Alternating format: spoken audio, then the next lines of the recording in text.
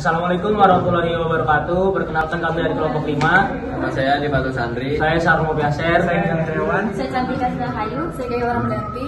Kami akan menceritakan sejarah tentang lubang buaya. Pada tanggal 1 Oktober 1965, Indonesia dikejutkan dengan siaran radio tentang pergerakan dalam tubuh Angkatan Darat Indonesia yang membentuk Dewan Jenderal yang telah berkolaborasi dengan Central Intelligence Agency atau CIA untuk melakukan kudeta terhadap Presiden Soekarno. Untuk menindaki upaya tersebut, Gerakan 30 September atau G30S yang dipimpin oleh Letnan Kolonel Untung telah mematahkan upaya tersebut dan menetapkan Dewan Revolusi Masyarakat untuk menjalankan pemerintahan di Indonesia. Pertentangan antara keabsahan dari pemerintahan Dewan Revolusi berujung pada kehancuran dari seluruh gerakan G30S. 2000 years later.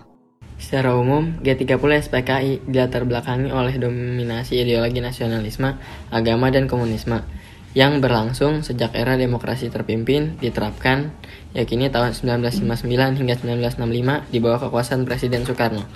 Beberapa hal lain yang menyebabkan mencuatkan gerakan yang menewaskan para jenderal ini adalah ketidakharmonisan hubungan anggota TNI dan juga PKI. Pertentangan pun muncul di antara keduanya. Selain itu, desas-desus Presiden Soekarno juga turut melatar belakangi pemberontakan G30 SPKI. Peristiwa G30 SPKI terjadi pada tahun 1965 dan dimotori oleh Dupa Nusantara Aidit atau DN Aidit, pemimpin terakhir PKI di bawah kendali DN Aidit. Perkembangan PKI semakin nyata walaupun diperoleh melalui sistem parlementer.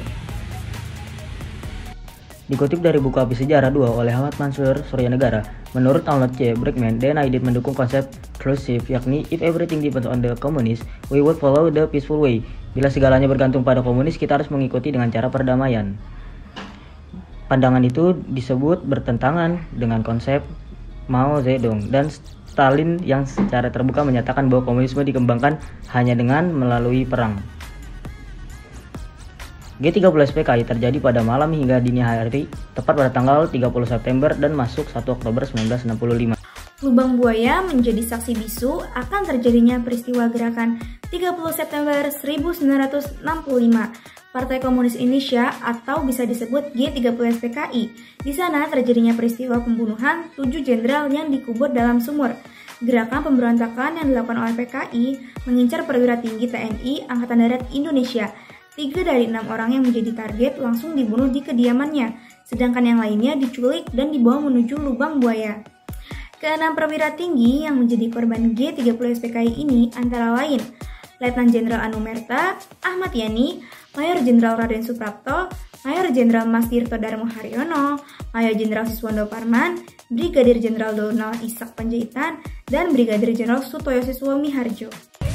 Sebelum ketujuh jenderal tersebut meninggal, mereka disiksa terlebih dahulu.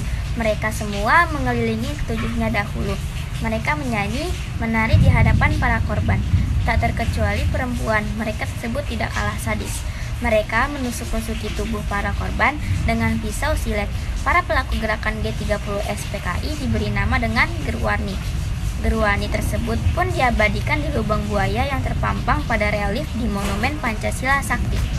G30 SPKI atau Gerakan 30 September yang dilancarkan oleh Partai Komunis Indonesia PKI menjadi salah satu sejarah pahit bagi pemerintah Indonesia pada waktu itu. PKI merupakan salah satu partai tertua dan terbesar di Indonesia. Partai ini mengakomodir kalangan intelektual, buruh, hingga petani.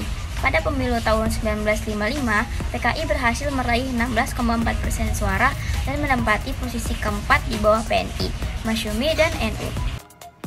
Para jenderal yang telah meninggal dimasukkan ke dalam sumur tua. Sumur yang menyimpan sejarah kelam itu terus dikenang dan diabadikan oleh masyarakat Indonesia hingga saat ini. Sumur lubang buaya kini menjadi museum yang banyak dikunjungi wisatawan untuk mengetahui peristiwa yang terjadi pada 30 September 1965 silam. Itulah sejarah G30 SPKI. Setelah gerakan tersebut berhasil ditumpas, muncul berbagai aksi dan kalangan masyarakat untuk membubarkan PKI. Hingga saat ini, sejarah kelam tersebut dijadikan momentum lubang buaya. Terima kasih. Kali ini, posisi PKI lebih melesat dengan narasi anti-imperialisme barat dan menggerakkan massa untuk menasionalisasikan perusahaan-perusahaan asing. Meskipun demikian, PKI masih memiliki posisi yang tidak sekuat militer dalam hal persenjataan dan masih sangat bergantung dari perlindungan Soekarno. Ketika kesehatan Soekarno semakin jatuh, PKI semakin khawatir bahwa tanpa Soekarno, militer Indonesia dapat mengambil alih pemerintahan. Dalam rangka mengantisipasi hal tersebut, PKI membentuk Biro Khusus yang diketuai oleh Syam untuk mengoleksi informasi mengenai gerak-gerik militer yang berhubungan dengan PKI dan menarik simpati tentara Indonesia pada teori Marxisme dan komunisme.